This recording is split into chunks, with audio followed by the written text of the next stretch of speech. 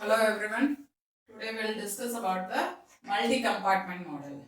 In that multi-compartment, two compartment model we are going to discuss. So PCI के syllabus में B form, M form दोनों में ही multi compartment में सिर्फ two compartment model discuss करना है.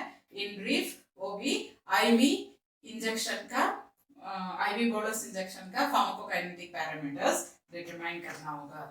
So what is two compartment model?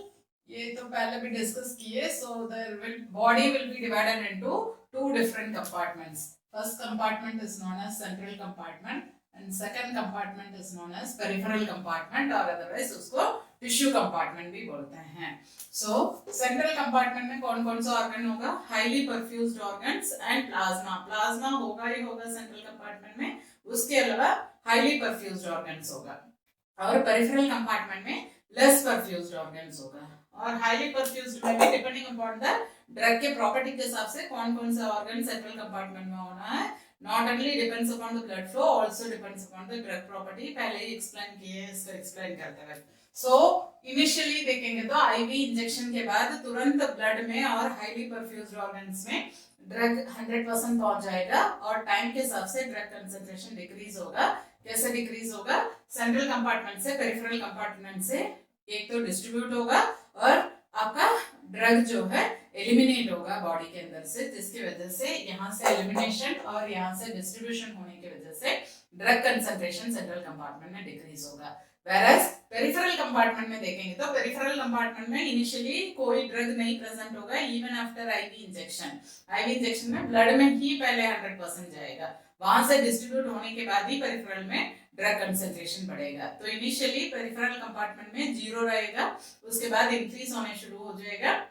Peak में पहुंचने के बाद वहां से फिर सूडो इक्विलिब्रियम में एग्जिस्ट होने की वजह से डिस्ट्रीब्यूशन फिर से पेरिफेरल से सेंट्रल होगा और जो पेरिफेरल से सेंट्रल हुआ एलिमिनेट भी होगा तो पेरिफेरल कंपार्टमेंट में डिक्रीज होगा. सो दो चीज होता है यहाँ पे. हम डिस्ट्रीब्यूशन डिस्कस करना है तो सेंट्रल कंपार्टमेंट में किस तरीके से ड्रग कंसंट्रेशन का चेंजेस आ रहा है रेट, और पेरिफेरल कंपार्टमेंट का rate, the change in the drug concentration in central compartment peripheral compartment करके दोनों केस में स्टडी करना होगा. सो सेंट्रल कंपार्टमेंट से इनिशियली आपका पेरिफेरल कंपार्टमेंट में मूव होता है, उसको क्या बोलते हैं? Rate constant involved is K12. 12 मतलब 1 से 2 मूव होना. अब सूडो इक्विलिब्रियम में K21 सेकंड कंपार्टमेंट से फर्स्ट कंपार्टमेंट मूव हो रहा है, उसको K21 बोलते हैं. And elimination takes place from the central compartment, इसको कहते हैं K10. एलिमिनेशन फर्स्ट कंपार्टमेंट से जीरो एलिमिनेशन के लिए लिख रहे हैं हम. ये जो नीचे एरो बना रखे हैं एलिमिनेशन, वो कहाँ पे लिख रहे हैं? सेंट्रल कंपार्टमेंट में, ना कि पेरिफेरल कंपार्टमेंट से. क्यों? बिकॉज एलिमिनेशन होना है तो एक तो लिवर की जरूरत है, दूसरे किडनी की जरूरत होता है. और दोनों ऑर्गन किस कंपार्टमेंट में रहेगा? Highly perfused organ in central compartment में रहेगा. इसलिए हम एरो यहाँ पे दिखाए, यहाँ पे नहीं दिखाए. यहाँ पे 3 कांस्टेंट्स इन्वॉल्व है. These are distribution constant, transfer constant भी बोलते हैं, K12, K21 और K10 जो है एलिमिनेशन रेट कांस्टेंट. अब हमारे सेंट्रल कंपार्टमेंट में डिस्ट्रीब्यूशन कैसा होता है, पेरिफेरल कंपार्टमेंट में डिस्ट्रीब्यूशन कैसा होता है, वो एक्सप्लेन करने के लिए ये ग्राफ जो है आईवी इंजेक्शन, बोलस इंजेक्शन के बाद सेंट्रल कंपार्टमेंट में इनिशियली 100% होगा, उसके बाद कंसंट्रेशन डिक्रीज होगा. This is about central compartment में. इसी तरीके से आपका मूवमेंट होगा. क्यों डिक्रीज हो रहा है? Distribution to peripheral compartment and elimination from central compartment, इसकी वजह से. वेरएज पेरिफेरल कंपार्टमेंट में इनिशियली जीरो होगा, अब इधर से डिस्ट्रीब्यूट करने लग रहा है तो इंक्रीज होते जाएगा और मैक्सिमम पहुंचने के बाद डिक्रीज होते जाएगा. इस तरीके से आपको किसमें होगा? पेरिफेरल कंपार्टमेंट में ब्लड कंसंट्रेशन इस ग्राफ जैसे शो करता है. सो सेंट्रल कंपार्टमेंट में ग्राफ ऐसा होगा, पेरिफेरल कंपार्टमेंट में ग्राफ जो है ऐसा होगा. सेंट्रल कंपार्टमेंट में क्यों exponential decrease? Because immediately after IV injection 100% वहां से टाइम के हिसाब से डिस्ट्रीब्यूशन एलिमिनेशन होने की वजह से ड्रग कंसंट्रेशन डिक्रीज होगा. वेरएज पेरिफेरल में इनिशियली ड्रग ही प्रेजेंट नहीं होगा, सेंट्रल से डिस्ट्रीब्यूट हो रहा है तब इंक्रीज होगा, मैक्सिमम पहुंचेगा, उसके बाद डिक्रीज होते जाएगा पेरिफेरल कंपार्टमेंट में. इसका रेट लिखना है तो dxc upon dt, which is the rate of change in concentration in central compartment. Central compartment का अमाउंट जो है xc लिखेंगे. XP जो है पेरिफेरल कंपार्टमेंट का अमाउंट। सो सेंट्रल कंपार्टमेंट का रेट जो लिखना है तो किसकी वजह से चेंजेस होगा, यहाँ पे यहाँ से यहाँ मूव हो रहा है, सेंट्रल कंपार्टमेंट से पेरिफेरल कंपार्टमेंट मूव होगा, जिसकी वजह से सेंट्रल कंपार्टमेंट में ड्रग कंसंट्रेशन डिक्रीज होगा, और सेंट्रल कंपार्टमेंट से एलिमिनेट हो रहा है, जिसकी वजह से सेंट्रल कंपार्टमेंट में फिर से ड्रग कंसंट्रेशन डिक्रीज होगा। बट पेरिफेरल से फिर से सेंट्रल कंपार्टमेंट में सूडो इक्विलिब्रियम अचीव होने के बाद डिस्ट्रीब्यूट होगा, तो सेंट्रल कंपार्टमेंट में ड्रग कंसंट्रेशन इंक्रीज होगा।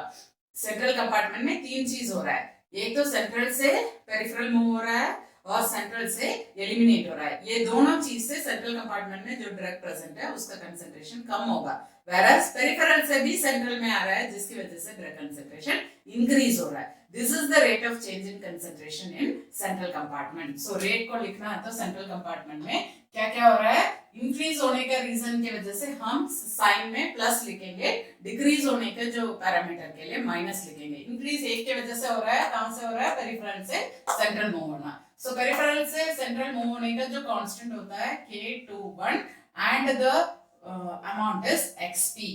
दिस इज प्लस, क्यों प्लस है, बिकॉज यहाँ पे ड्रग कंसंट्रेशन इंक्रीज होगा जब पेरिफेरल से सेंट्रल मूव होगा। अब सेंट्रल से पेरिफेरल भी मूव हो रहा है, माइनस इसका जो रेट कांस्टेंट है K12 इंटू XC, माइनस फिर से यहाँ से यहाँ रिलीज हो रहा है, यहाँ पे जो कांस्टेंट है K10 इंटू XC। ये है आपका rate of change in concentration in central compartment और rate of change in amount of drug present in the central compartment. किस किस की वजह से, सेंट्रल से पेरिफेरल मूव हो रहा है, पेरिफेरल से सेंट्रल मूव हो रहा है, सेंट्रल से एलिमिनेट हो रहा है। डिस्ट्रीब्यूट होने की वजह से, एलिमिनेशन होने की वजह से डिक्रीज हो रहा है, उसको माइनस में लिखना है। पेरिफेरल से फिर से सेंट्रल में डिस्ट्रीब्यूट हो रहा है, उसकी वजह से सेंट्रल में ड्रग कंसंट्रेशन इंक्रीज हो रहा है, जिसमें प्लस लिखना है। तो ये सब कंबाइन करके इस तरीके से इक्वेशन में लिखे हैं। इसको इंटीग्रेट करते हैं, when you integrate this rate equation you will get this equation, that is xc is equal to x naught into alpha minus k21 upon alpha minus beta into e to the power minus alpha t plus x naught into k21 minus beta.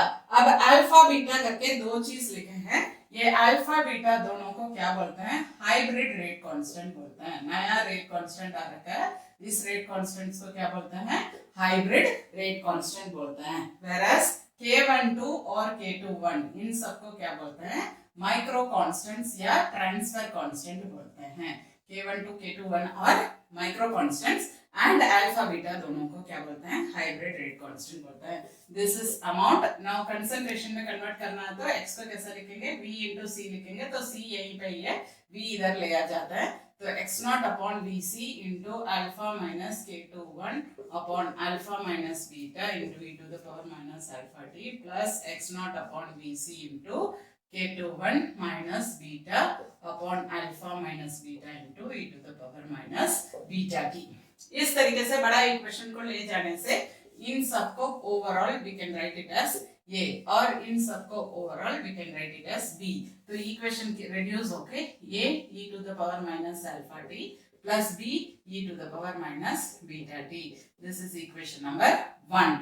अब यहाँ पे आपको जो है terminal linear segment को back extrapolate करेंगे तो time infinity हो जाएगा, तो आपको ये की कांस्टेंट ये कैंसिल हो जाएगा, बचा रहेगा a e to the power minus alpha t। ये टर्मिनल सेगमेंट ये इंफिनिटी हो जाएगा, तो e to the power infinity is 1, तो e to the power 0 is 1, e to the power infinity is 0, तो ये टर्म 0 हो जाएगा, तो यही बचा रहेगा। तो इक्वेशन नंबर 2, इसका लॉग लेंगे तो log cc is equal to log a minus alpha t upon 2.303। इसका ग्राफ बना सकते हैं, टाइम और लॉग सेंट्रल कंपार्टमेंट का करेंगे तो स्ट्रेट लाइन मिलेगा, इसके जो स्लोप से माइनस अल्फा निकाल सकते हैं। सेम चीज if you subtract this, method of residuals use करते हैं, 1 minus 2 इन दोनों को माइनस करेंगे तो सिर्फ ये रहेगा, ये आपका कैंसिल हो जाएगा, तो बचा रहेगा cc is equal to b e to the power minus beta t। इसका लॉग में लेंगे तो आपको बीटा वैल्यू निकल जाएगा। सो हम दो हाइब्रिड कांस्टेंट अल्फा और बीटा मेथड ऑफ रेसिडुअल से निकल गया। इसके अलावा हमें और क्या क्या फार्माकोकाइनेटिक पैरामीटर्स निकाल सकते हैं। We can determine the C naught. C naught क्या होता है, initial drug concentration, when the time is 0 कितना कंसंट्रेशन है, इनिशियल ड्रग कंसंट्रेशन मतलब the drug concentration when time is equal to 0। तो C नॉट कंसंट्रेशन है तो T will be equal to 0। तो यहाँ पे CC के जगह हम क्या लिख सकते हैं, C0 लिख सकते हैं। तो टाइम क्या होगा, 0 रहेगा। तो यहाँ पे आप लोग को e to the power infinity में C0 is equal to A e to the power minus alpha, यहाँ पे T इज इक्वल टू 0 रखेंगे plus b e to the power minus beta into 0। तो ये e to the power 0 is 1, ये भी 1 हो गया, ये भी 1 हो गया, तो C0 will be equal to a plus b। ये है थर्ड फार्माकोकाइनेटिक पैरामीटर निकाला है। ये तो अल्फा निकाल दिए, बीटा निकाल दिए मेथड ऑफ रेसिडुअल्स में। नेक्स्ट जो निकाल रहा है C0 इनिशियल ड्रग कंसंट्रेशन। कैसा निकाला है, इनिशियल ड्रग कंसंट्रेशन मतलब the concentration when time is equal to 0। तो कंसंट्रेशन इज C0, तो T इज इक्वल टू 0। ऐसे करके इक्वेशन नंबर 1 में सब्स्टिट्यूट करेंगे तो T को 0 रखेंगे। e टू द पावर 0 ये टर्म हो जाएगा 1, e टू द पावर 0 ये टर्म हो जाएगा 1। सो बचा क्या रहेगा, a into 1 b into 1, तो a plus b होगा C0। ये निकल गया नेक्स्ट पैरामीटर। और एक निकालने के लिए we can use this b value. क्या लिखे हैं, b is equal to x0 upon bc into k21 minus beta upon alpha minus beta. ये b निकालने के लिए इसको क्या लिख सकते हैं, cc लिख सकते हैं, C0 x0 अपॉन b जो है C0 लिख सकते हैं। C0 के कैसे लिख सकते हैं, a प्लस b लिख सकते हैं। तो इसको क्या लिख रहा है, a plus b into k21 minus beta upon alpha minus beta. तो ये हो गया।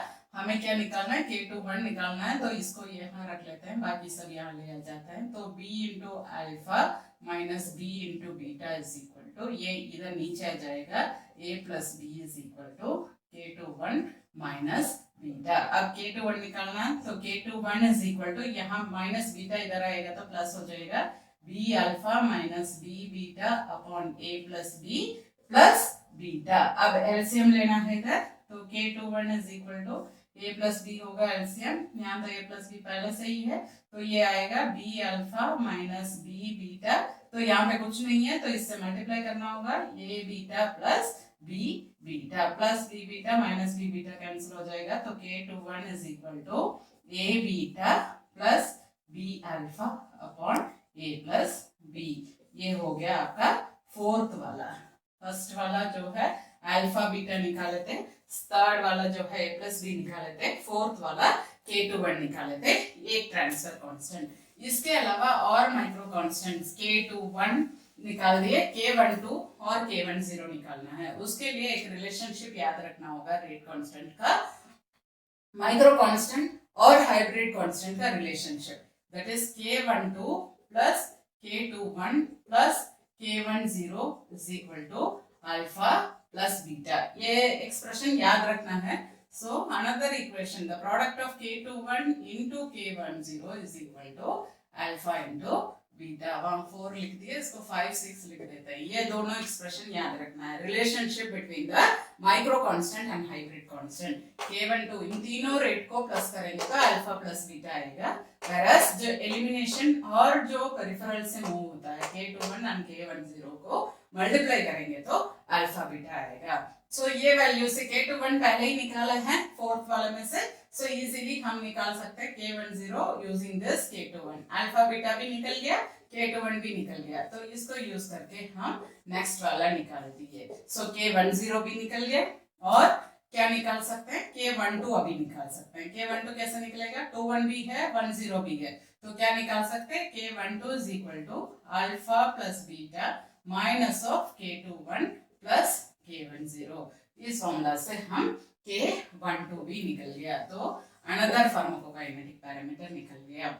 और एक दो और फार्माकोकाइनेटिक पैरामीटर्स निकाल सकते हैं, that is volume of distribution in central compartment, volume of distribution in peripheral compartment. Central compartment के लिए x0 अपॉन c0, और c0 को हम कैसे लिख सकते हैं, a प्लस बी, पहले ही डिराइव किए हैं, तो x0 upon a plus B. ये है आपका दूसरा फार्माकोकाइनेटिक पैरामीटर। ये क्या है, volume of distribution in central compartment. Volume of distribution in peripheral compartment निकालने के लिए we have volume of distribution in peripheral compartment, और उसका जो डिस्ट्रीब्यूशन का जो रेट कांस्टेंट है k21, दोनों को मल्टीप्लाई करेंगे, उसका जो है प्रोपोर्शनेट होता है volume of distribution in central compartment और उसका रेट कांस्टेंट है K12। इन दोनों को इक्वेट कर सकते हैं। So volume of distribution and peripheral compartment के निकालना है तो VC into K1 2 upon K21, ऐसे करके हम पेरिफेरल कंपार्टमेंट में वॉल्यूम ऑफ डिस्ट्रीब्यूशन निकाल सकते हैं। So this is all about two compartment model. Two compartment model पूछे हैं तो पहले आपको आईवी इंजेक्शन एडमिनिस्टर करते सेंट्रल कंपार्टमेंट में किस तरीके से चेंज इन ड्रग कंसंट्रेशन होगा, पेरिफेरल कंपार्टमेंट में किस तरीके से होगा वो एक्सप्लेन करना होगा।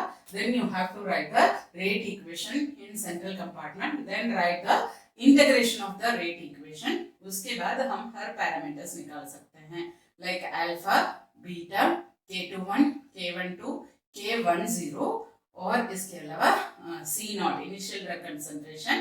Then you can determine the आपका volume of distribution in central compartment and peripheral compartment. This is all about two compartment model. ये आपको शॉर्ट नोट्स में या लॉन्ग आंसर्स में फाइनल एग्जाम में आ सकता है, तो इजीली एक्सप्लेन कर सकते हैं। सोचने में समझने में लगता है टू कंपार्टमेंट मॉडल टफ होगा, एक बार समझिए तो बहुत ही आसान है। एक चीज यहाँ पे याद रखने का है, दैट इज जो आपका integrated equation in central compartment, rate equation को कैसे इंटीग्रेट करते हैं वो इक्वेशन बस याद रखना पड़ेगा, बाकी सब ऑटोमेटिकली आ सकता है। And another thing that rate constants, जो माइक्रो कांस्टेंट और हाइब्रिड कांस्टेंट का रिलेशनशिप्स भी समझना होगा। Thank you.